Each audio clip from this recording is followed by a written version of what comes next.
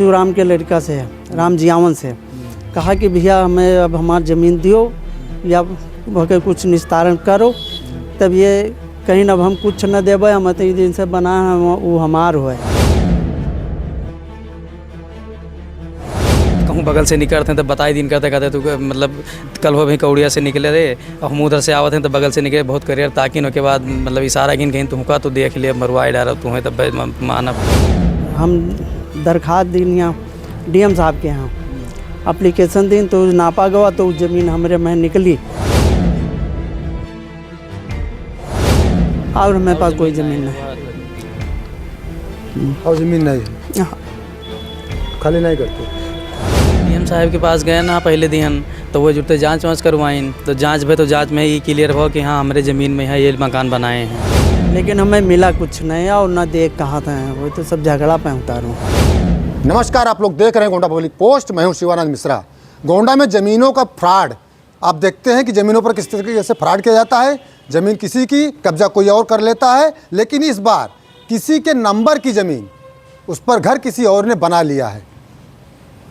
ज़मीन दी गई थी बटैया के लिए। बटाई आमतौर पर गांव में दिया जाता है जिसके बदले कुछ रुपया या जो उसमें गल्ला तैयार होता है, अनाज तैयार होता है, वो अनाज दिया जाता है। लेकिन उस व्यक्ति ने अनाज और गल्ला कुछ दिन तो दिया, जिसके बाद मकान खड़ा कर लिया और जिसने ज़मीन दी थी वह बम्बई में रोज़गार करने के लिए बम्बई चले गए थे। अब आपको बता देते हैं मामला कहाँ का है। मामला है कौड़िया थाना क्षेत्र के उसरैना ग्राम पंचायत का। उसरैना ग्राम पंचायत में एक मजरा है दाताराम पुरवा। दाताराम पुरवा के निवासी हैं राम बहादुर। राम बहादुर जो है, इनके पिताजी ने ज़मीन जो है बटैया पर दिया था शिवराम को।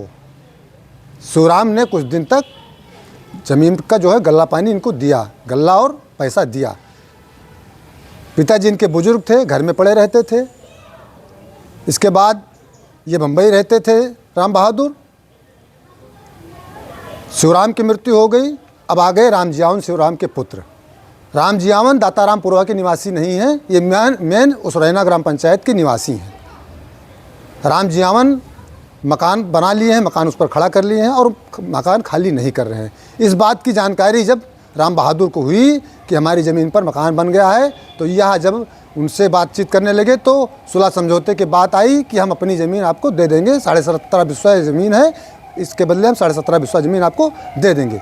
गाटा संख्या 283 जो खतौनी भी आप साफ तौर से देख सकते हैं, राम बहादुर के नाम अंकित है। और मकान जो बना हुआ है वह भी तस्वीरों में आप देख सकते हैं। मकान भी किस तरीके से डबल मंजिला उस पर खड़ा कर लिया है राम जियावन पुत्र शिवराम ने। बात करते हैं, राम बहादुर हमारे साथ हैं, उनके पुत्र भी हैं। काफ़ी दिनों से अधिकारियों के चक्कर लगा रहे हैं, थाने के चक्कर लगा रहे हैं, अधिकारियों के यहाँ चक्कर लगा रहे हैं, लेकिन कहीं कोई सुनवाई नहीं हो रही है। अब ज़मीन इनकी, मकान दूसरे ने खड़ा कर लिया है और शायद उतनी ही ज़मीन इनके पास है। कितनी ज़मीन आपके पास? उतनी ही है। क्या नाम है आपका? राम बहादुर। क्या मामला है, बात बताएं पूरी। मामला यह है कि हमारे पिताजी ने ज़मीन दी ना बटाई पर, तो धीरे धीरे गल्ला या पैसा मतलब दे में है, तो देते देते और हम बाहर रहत रहे, बहुत दिन तक बाहर रहे। हम साल में कहीं 1-2 महीना ले आए, तो जब ये बनाए लिहिन तो गल्ला और पैसा कुछ सब देना बंद कर दिया।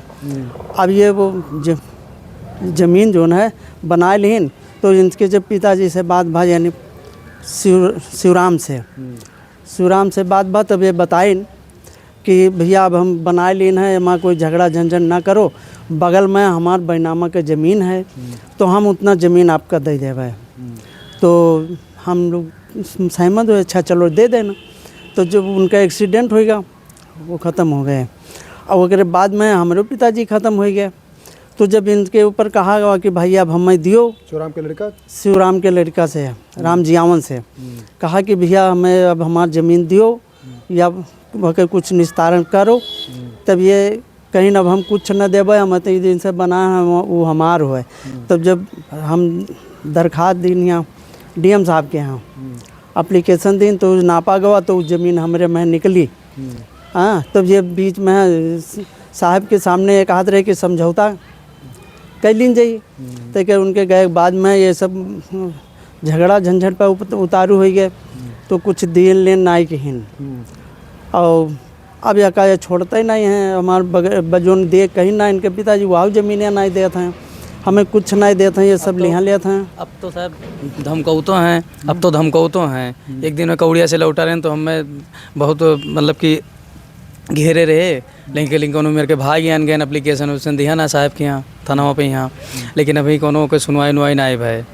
और वो के बाद में ये जैसे देखो तैसे मतलब कि कहूँ बगल से निकलते हैं तो बताई दिन करते कहते तो मतलब कल हो भी कौड़िया से निकले रहे और हम उधर से आवत हैं तो बगल से निकले बहुत करियर ताकि के बाद मतलब इशारा गिन कहीं तुमका तो देख लिया मरवाई डारा तुम्हें तब मानब तो इनका मरवाई डारे बस सब ले ले। तो कोनो बात नहीं, जो मरवाई डारा है वो नहीं खाते मौत लिखी हुई तो मरवाई डरी हैं अकेले हैं हम अब। लेकिन चलो ठीक है, जो कुछ है क्या करा जाए। क्या बच्चे हैं दादा आपके? अकेला अकेले लड़का है? कतरा ज़मीनिया? ज़मीनें हमारे हिस्सा है, हमारे भाई वो हमारे मिला 35 बिस्वा, लेकिन हमारा 17.5 बिस्वा है जो राम जीवन बनाए हैं। पूरी ज़मीन में बनाया? हाँ, और नहीं है? और हमारे पास कोई ज़मीन नहीं। और ज़मीन नहीं है? खाली नहीं करते? कहाँ कहाँ गए कोई अधिकारी पास गए?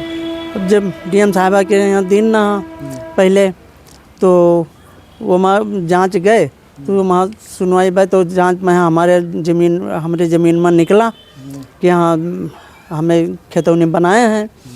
तो पहले समझौता कि बाद में ये का सब काट दी हैं, कहीं हम कुछ न दे भाई।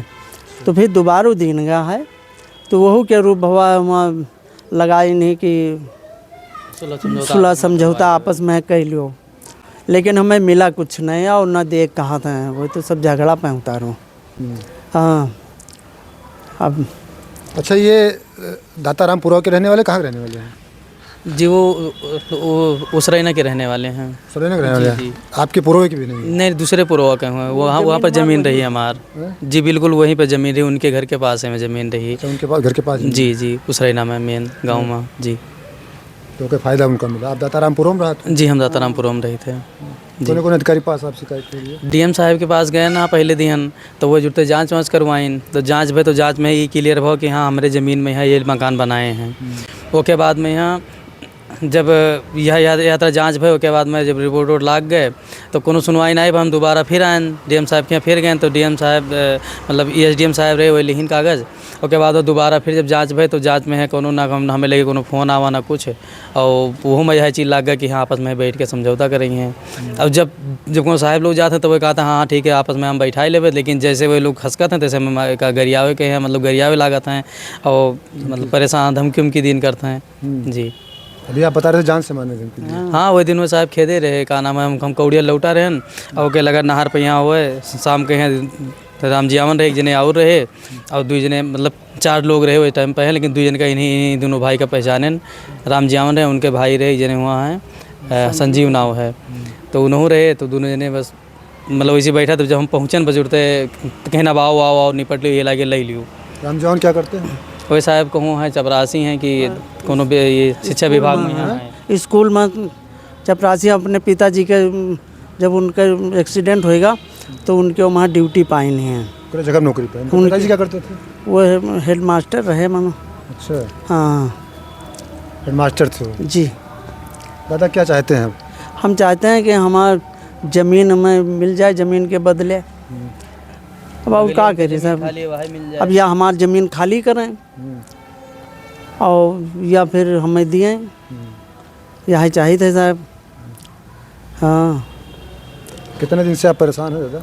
अरे हम परेशान तो बहुत दिन से हैं साहब, सन 14 से हम ये बात चलाए थे, लेकिन ये समझौता में चला कि ये लोग कि भैया दे देवे, झगड़ा झंझट ना करो, दे देवे हम बना ले, नहीं तो हम तुम्हें ज़मीन दे देवे, हम बगल है या ये है। जब कोई अधिकारी जाता है तो वे कहते हैं कि हाँ बाद में है सब मुकर जाते हैं।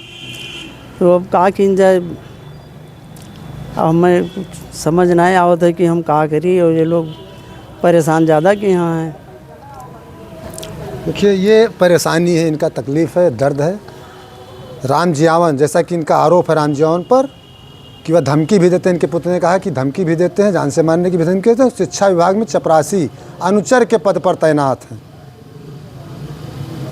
लेकिन शायद लोगों को पता नहीं क्या हो जाता है, उनको नहीं पता होता कि सब कुछ यहीं रह जाएगा, जाना खाली हाथ ही है।